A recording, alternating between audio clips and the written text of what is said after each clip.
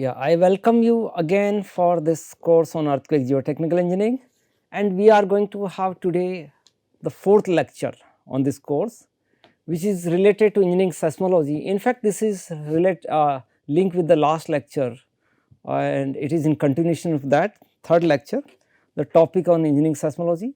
So, little bit like in the module 1, we are at this like in module 1, and we are in the second chapter of the module 1, that is on engineering seismology.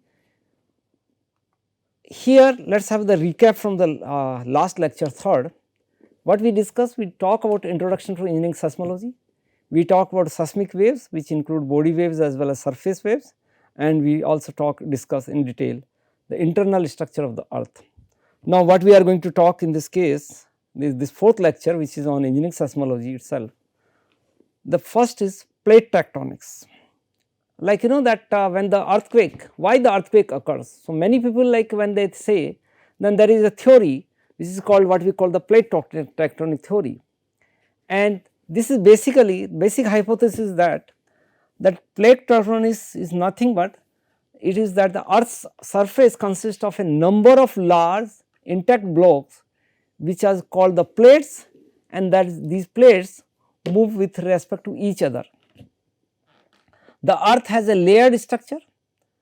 The superficial crust is underlain in turn by the mantle, which is called the outer core or the inner core, and the temperature of each layer increases with the depth. As you go down, it is expected the temperature is going to rise, it is going to increase.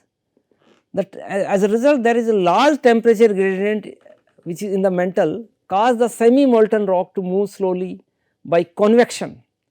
So, the difference in the temperature will have the movement, and this is how the the plates move.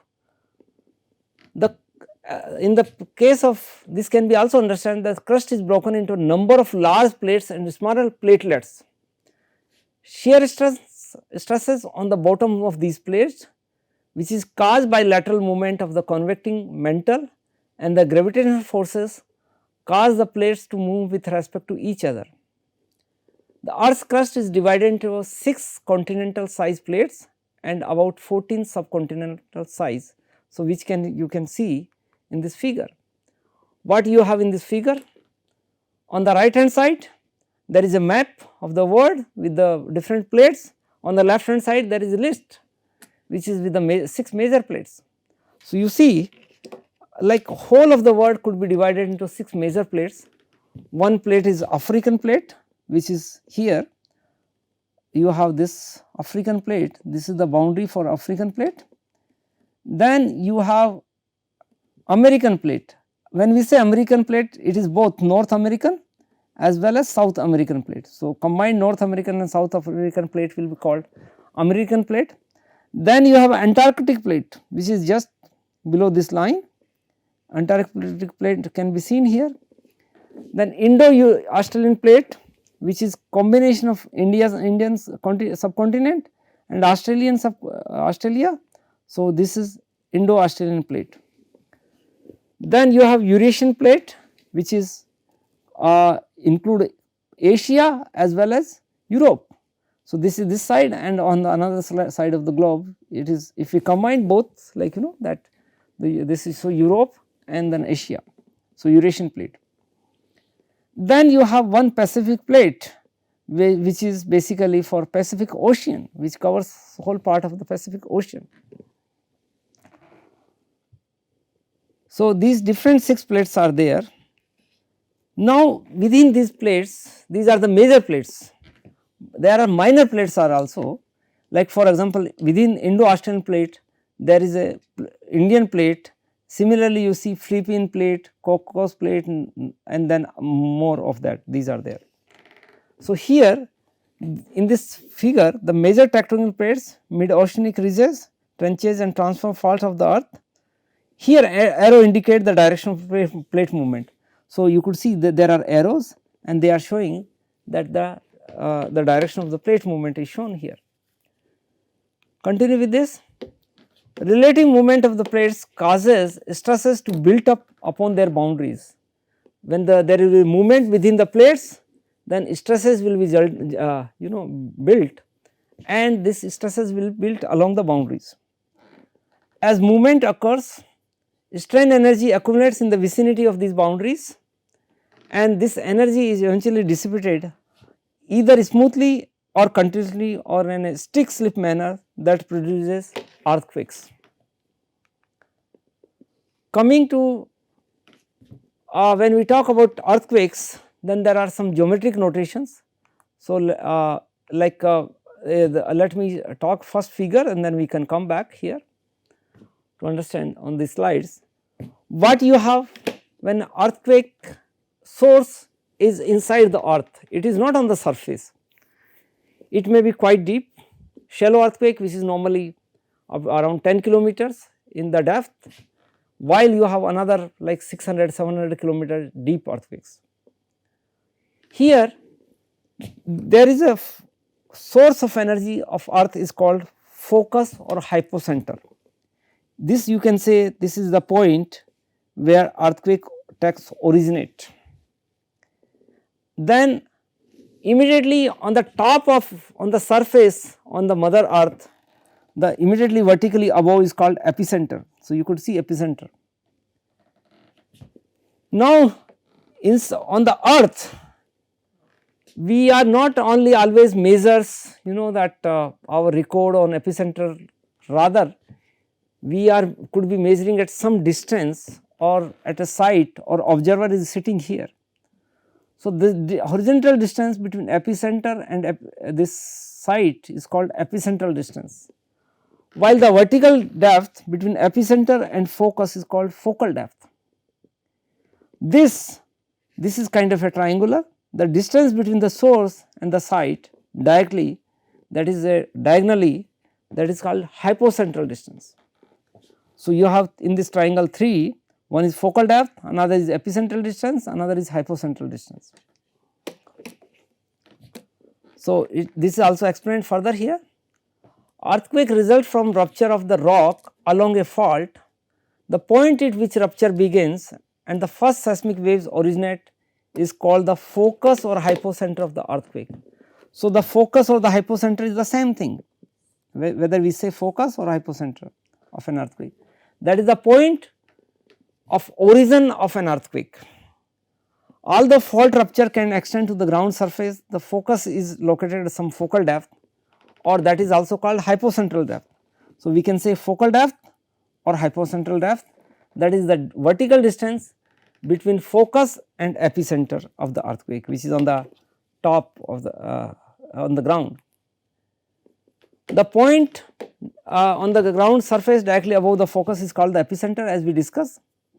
The distance on the ground surface between an observer or site and the epicenter is known as the epicentral distance, that is also discussed, and distance between the observer and the focus is called the focal distance or hypocentral distance, that is in the diagonal direction. So, that the slanting this distance. So, this will naturally normally if you have under the plane. So, this is going to be the largest one, hypocentral distance, or this is expected to be the larger one. So, this was about different notations used for earthquake. Now, one of the important issue is to quantify the earthquake effect of the earthquake. So, when you want to quantify the effect of earthquake, the best quantification can be done using what we call the size of an earthquake, because it is expected that when the size of the earthquake increases, then the energy release will increase and it will cause more destruction. And this is one of the important parameter, and this size of an earthquake can be described in two different ways. One is called what we call earthquake intensity, another is called earthquake magnitude. And there is a quite big difference between earthquake intensity and earthquake magnitude, though when you go in the newspapers, then they talk about earthquake magnitude, but they say bhukam tivrata, bhukam ki tivrata. So, if we go literal meaning, that is earthquake intensity, but whatever comes in the newspaper reports is not earthquake intensity, rather they are reporting earthquake magnitude, but they are saying that bhukam tivrata. So, that is not bhukam tivrata, rather than it is magnitude of earthquake. because intensity is a qualitative description of the effects of the earthquake at a particular location, and this is evidenced by observed damage and human reactions at that location. So, that means the intensity may vary from place to place. Normally you expect that near the epicenter of an earthquake you will get more intensity. As you go away from the epicenter, then intensity decreases. Okay. However, as far the earthquake magnitude is concerned, magnitude it is a quantitative measure of the size of an earthquake, and this does not change with the distance or place from place to place. So, magnitudes is constant while intensity may vary with the distance. So, that is the major difference. Normally earthquake intensity is represented in terms of what we call the Roman numbers. Roman numbers are used to represent earthquake intensity, that is like this: first, second, third and so on. It may go normally up to 12th.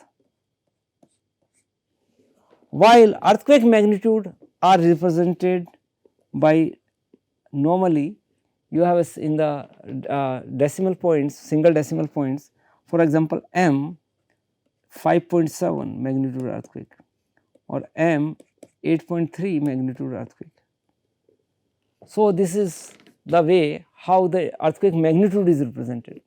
So, what comes when an earthquake comes and you see in the newspapers, that is earthquake magnitude, that it have come magnitude of earthquake, but they write it like Tivrata, Bhukamp ki Tivrata. So, if we go Tivrata, it should be the intensity, but that is not intensity, rather the magnitude of an earthquake. Continue with this. Now let us discuss in the detail both the points, that is first point earthquake intensity, and then we will talk about earthquake magnitude. Earthquake intensity, it is related to the size of an earthquake, but is also influenced by other factors. The intensity is generally greatest in the vicinity of the epicenter of the earthquake. So, as close as in the epicenter, it is expected that its effect will be more, the earthquake effect will be more, and that earthquake effect near the epicentral is highest. And the term epicentral is often used as a crude description of the earthquake size. So, whatever you have near the epicenter, and that could be treated as a some measure of earthquake size. Continue with this. A plot of reported intensity at different locations on a map allows contours of equal intensity or isosysms to be plotted. So, what is isosysm? Isosysm are nothing but the contours which have the same intensity.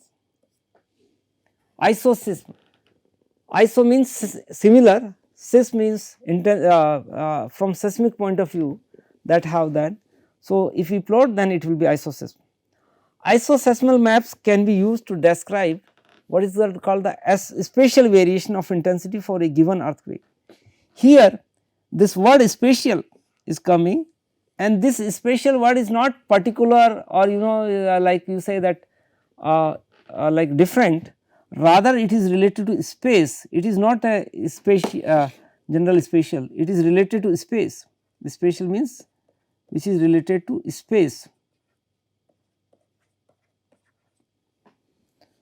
So, the variation of this with the space of intensity for a given earthquake.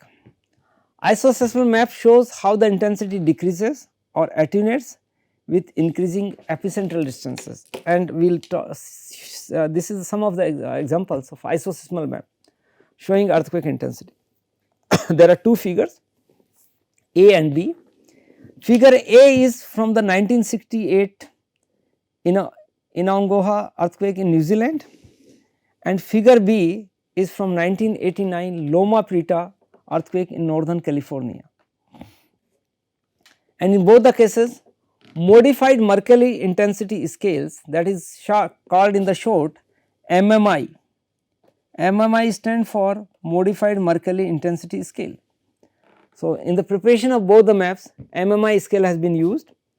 In the case of New Zealand, you could see the intensity is going so high up to 10, which is naturally it is expected to be near the epicenter.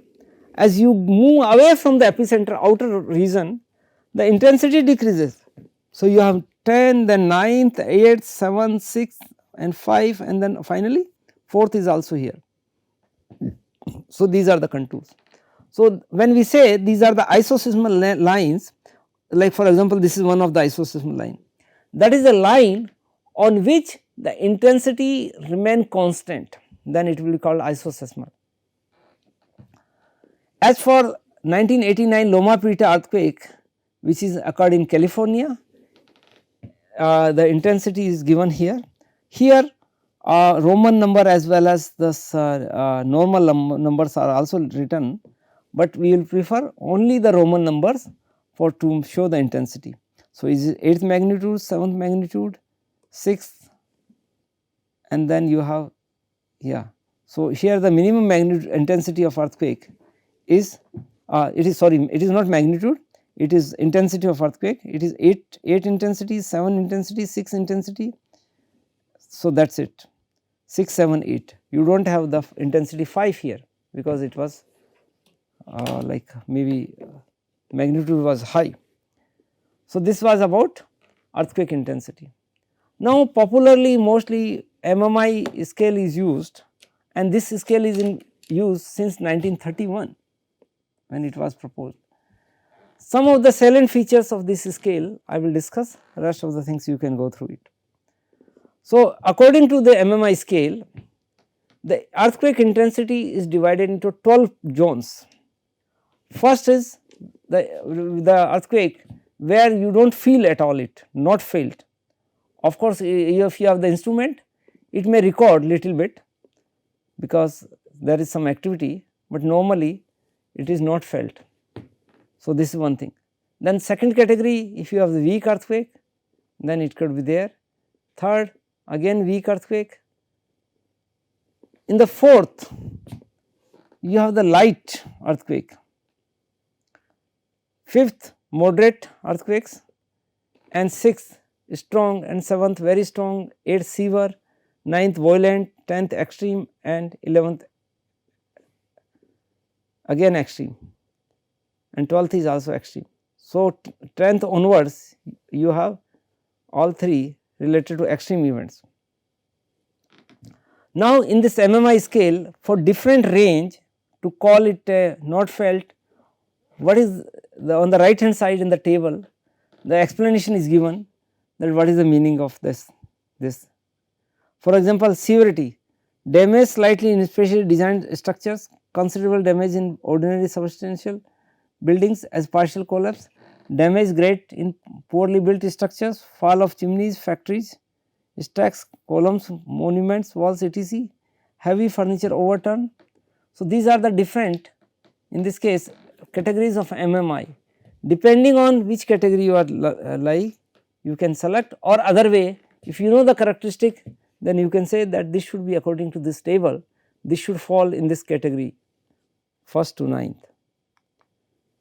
Continue with this. So, this was all about plate tectonics, and now we are going to talk about earthquake magnitude. As just now we said that earthquake magnitude is a parameter where the size of an earthquake is decided mostly based on this parameter. And for measuring earthquake magnitude, there are different types of magnitude scales are available. Normally 4 are popular one, we are going to discuss about that little bit. The first one is most popular, which you have seen in the newspapers also, that is called Richter local magnitude, that is called in the short in abbreviation form M subscript L. So, this is called Richter magnitude based on the trace amplitude of a particular seismometer. Then you have surface wave magnitude, which is denoted as MS, that is amplitude of relief waves. Then you have body wave magnitude, where there is a amplitude of P waves. So, amplitude of P waves is measured for the determination of magnitude of earthquake. Finally, moment magnitude, it is not obtained from ground motion characteristic, rather it is able to describe the size of an earthquake, any earthquake. Now, different types of magnitude. Let us first one is the most popular one, which is called Richter local magnitude. In 1935, Charles Richter used a Wood-Anderson seismometer to define a magnitude scale for shallow local distance earthquakes. So, these are the shallow local earthquakes, means distances should be less than 600 kilometer. The Richter local magnitude ML is the best known magnitude scale, but it is not always the most appropriate scale for description of earthquake size, because after certain scale it gets saturated. That means, after that point there is no difference comes in its measurement. So, that means Richter local magnitude can be used up to certain magnitude only. Then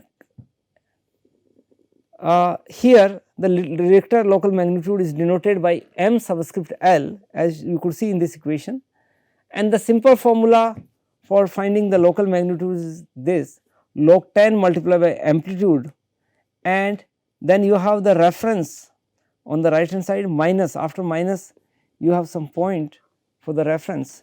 So, reference is here, that this is low, first of all it is on the scale of log 10, it is not log e exponentially, and then they have put a function a naught delta.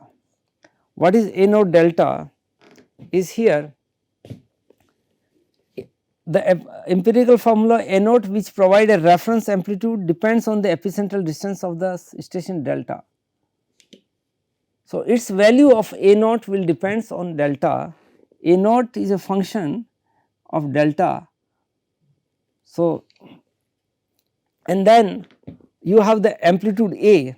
So, putting the value of the amplitude A, you can find the Richter local magnitude for given magnitude, for given amplitude as well as reference amplitude. So, in practice, reading from all observing stations are averaged after adjustment with the station specific corrections to obtain the ML value, where ML is local magnitude. Now, continue with this, you have the surface wave magnitude, where the Richter local magnitude does not distinguish between different types of waves, and the surface wave magnitude will require the surface wave basically. The surface wave magnitudes, which where Gutenberg and Richter in 1936 is also involved, is a worldwide magnitudes scale based on the amplitude of relief waves with a period of about 20 seconds. So, in this case, so the surface wave magnitude, like which is mostly used for the most of the activities all over the world.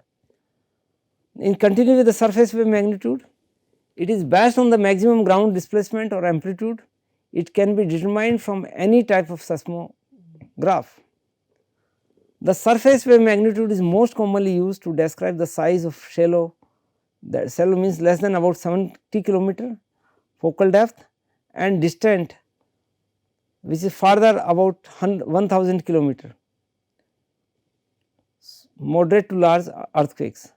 So, the basically here this is for the, like that if you have a earthquake which is as a shallow depth, which is 70 kilometer local depth and occurring at a distance more than 1000 kilometer, then we can collect the information related to surface wave magnitude. Now, coming to body wave magnitude, for deep focus earthquakes, surface waves are often too small to permit reliable evaluation of the surface wave magnitude. So, as a result, body waves are used. In case of the body waves magnitude, which is for example Gutenberg 1945, is a worldwide magnitude scale based on the amplitude of the first few cycles of P waves. which are not strongly influenced by the focal depth. So, those like which are not influenced by the focal depth, in that case we can use this worldwide magnitude scale on the amplitude of the first few cycles. Continue with the body waves. Body wave magnitude can also be estimated from the amplitude of the 1 second period higher mode relief waves. The resulting magnitude MB is commonly used to describe intraplate earthquakes. Continue with moment. So, we have discussed two types of the magnitude. One is surface wave magnitude and then body wave magnitude. Now, we are going to talk, and third is moment magnitude. Now, we are going to talk about moment magnitude, third one. As the total amount of energy released during an earthquake increases, however, the ground motion shaking characteristics do not necessarily increase at the same rate. For strong earthquakes, the measured ground shaking characteristic become less sensitive to the size of the earthquake than for a smaller earthquake. So, this is true. Like if you have the large size of earthquake, then the measured ground characteristic will not be so sensitive, but if you have a smaller size earthquake, then even some of the parameters will be much required. So, the point where you cannot use a scale beyond certain magnitude, that is called saturation. So, here this slide suggests the how saturation I have reached here for different magnitude scale. So, in this slide on y axis you have the magnitude, on x axis you have the moment magnitude. So, you see there is a line with local magnitude here, solid line, which is not the part here. So, this solid line is for magnitude for what we call the local magnitude, but it gets saturated very soon. Then you have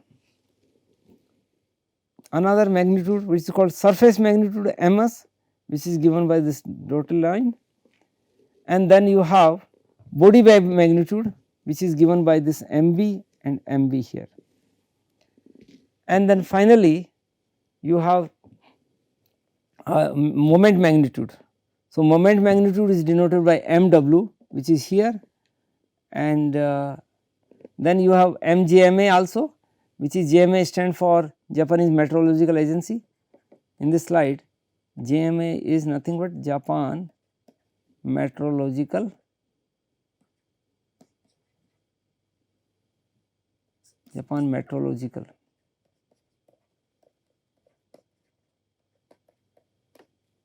Agency.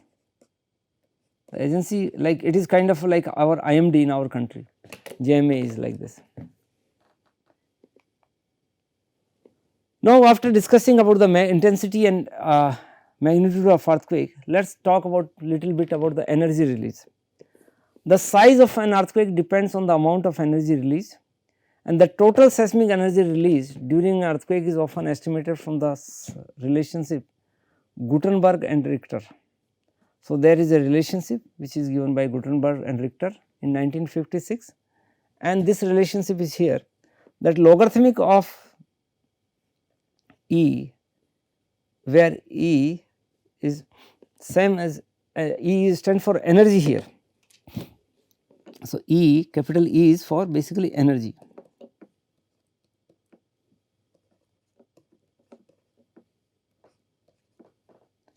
So, this energy in the log scale, this have a constant 11.8 and then 1.5 ms. Here ms is nothing but surface wave magnitude.